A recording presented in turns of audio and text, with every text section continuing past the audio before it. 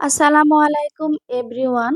আজ পর্যন্ত যত কাঁচা আমের আচার বানিয়েছি বা খেয়েছি তার মধ্যে এই আচারটি বেস্ট। তেল ছাড়া, রোদে দেওয়ার ঝামেলা ছাড়াই এই আচার 1 বছর জুড়ে সংরক্ষণ করতে পারবেন।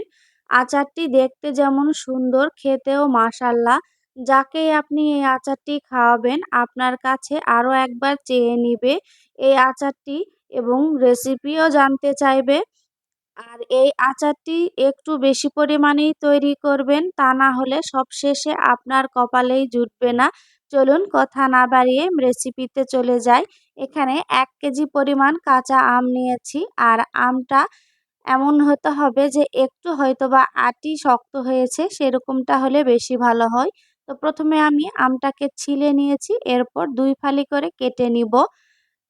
আর আটির এই অংশটা একটু শক্ত হলে বেশি ভালো, না হলে আচার তৈরি করার সময় গলে যাবে। আর ঠিক এভাবে চিকন করে কেটে নিয়েছি। নিশ্চয়ই দেখে বুঝতে পারছেন এটা আমি বটিতে কেটে নিয়েছি, তাই একটু কালো হয়েছে। বটিতে আম কাটলে কিন্তু আম কালো হয়ে যায়। তো আমি এটাকে খুব ভালো করে ধুয়ে নিয়েছি। প্রথমে আমি এর সাথে 1/2 চামচ পরিমাণ লবণ দিয়ে দিচ্ছি। তার সাথে দিয়ে দিচ্ছি 1.5 কাপ পরিমাণ চিনি। 1 কেজি আমে আমি 1.5 কাপ চিনি ব্যবহার করছি। চিনিটা আমের টকের উপরে নির্ভর করবে। আপনারা কম বেশি বাড়িয়ে কমিয়ে নিতে পারেন। সাথে দিয়ে দিচ্ছি 2 টেবিল চামচের মতো ভিনেগার। ভিনেগার দিলে যেকোনো আচার দীর্ঘদিন সুন্দরভাবে সংরক্ষণ করা যায়। এবার এই সবগুলোকে আমি খুব ভালো করে মেখে নিব। এরপর এটাকে 20 মিনিট রেস্টে রেখে দিব যেন চিনি একটু পরিমাণ গলে যায়। এরপর আমি একটা মশলা তৈরি করে নিব। তার জন্য ফ্রাই প্যানে প্রথমে 4টা শুকনা মরিচ দিয়ে দিলাম আর দিয়ে দিচ্ছি 1 চামচ পরিমাণ পাঁচফোড়ন। আর সাথে দিয়ে দিচ্ছি 1 চামচ পরিমাণ গোটা ধনিয়া। আর এর সাথেই দিয়ে দিচ্ছি আমি 1/2 চামচ পরিমাণ গোটা জিরা। যেহেতু আমি পাঁচফোড়ন ব্যবহার করেছি, তাই পাঁচফোড়নের সাথে মৌরি, মেথি, কালো জিরা সবগুলোই থাকে। আর আমি পাঁচফোড়নের সাথে সামান্য একটু সরিষা অ্যাড করে রেখে দিই। বাড়তি করে আমার সরিষা দিতে হয় না। আর এটা খুবই অল্প আঁচে এভাবে একটু ভেজে নিব। যখন এভাবে সরিষাগুলো ফুটতে শুরু করবে এ পর্যায়ে আমি এটা চুলা থেকে নামিয়ে নিব। এর চেয়ে বেশি কিন্তু এটা ভাজা যাবে না, তাহলে আচারটা কালো হয়ে যাবে। আর এই ভাজা মশলাগুলো গুঁড়ো করে নিতে হবে। এরপর আমি ফ্রাই প্যানে আমি মেখে রাখা আমগুলো দিয়ে দিচ্ছি। আমগুলো দিয়ে প্রথমে হাই হিটে এটাকে জাল করতে হবে। প্রথম থেকেই লো বা মিডিয়াম হিটে জাল করা যাবে না, তাহলে আম খুব তাড়াতাড়ি সেদ্ধ হয়ে গলে যাবে। তাই হাই হিটে জাল করে চিনিটাকে খুব ভালো করে গলে নিতে হবে। 10 মিনিটের মতো হাই হিটে জাল করলে চিনিটা খুব ভালো করে গলে যাবে এবং আমের কালারটাও চেঞ্জ হয়ে আসবে।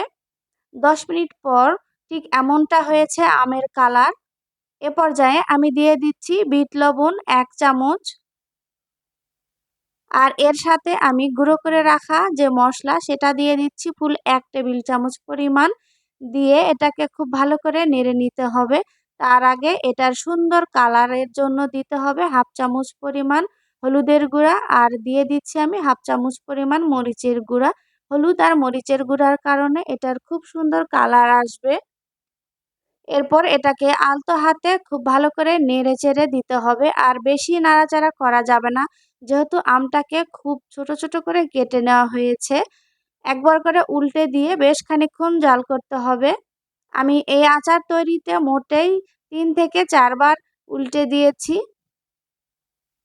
এবং খুব সাবধানে এগুলাকে উল্টে দিতে হবে। আপনারা কাঁচা আমের আচার এভাবে একবার হলেও তৈরি করে দেখবেন, খুবই মজার লাগে। আর আমার চ্যানেলে অনেক অনেক আচারের রেসিপি আছে, আপনারা চাইলে দেখে নিতে পারেন। আশা করছি আপনাদের ভালো লাগবে। আর ভালো লাগলে আমার ভিডিওটিতে একটি লাইক দিয়ে আমার চ্যানেলটি সাবস্ক্রাইব করে দিতে পারেন এরকম সহজ সুন্দর রেসিপি পাওয়ার জন্য। তো আরো কিছুক্ষণ জাল হওয়ার পর এবার আমি চুলার আঁচটা মিডিয়াম হিটে করে দিলাম। এরপর আমি আমগুলোকে আবারও উল্টিয়ে দিচ্ছি। খুব সাবধানে সবগুলো আমকে আমি আবারও উল্টিয়ে দিলাম।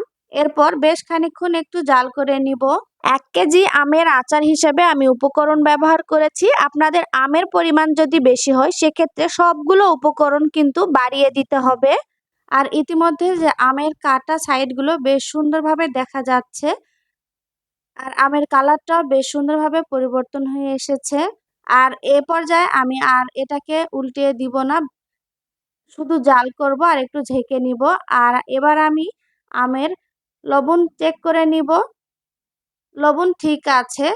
আর এটাকে আর একবার উল্টে দিয়েছি আমি, দিয়ে এবার একটু নেড়েচেড়ে এভাবে নিচ্ছি। আর এটাকে কিন্তু একটু রস রাখতে হবে, কারণ ঠান্ডা হয়ে যাবার পর চিনিটা শুকিয়ে যাবে, তখন খেতে ভালো লাগবে না। একটু রস রাখলে এটা পারফেক্ট ভাবে হবে, ঠিক এরকমটা। তো আমার আচারটা তৈরি হয়েছে, আশা করছি ভালো লেগেছে। আল্লাহ হাফেজ।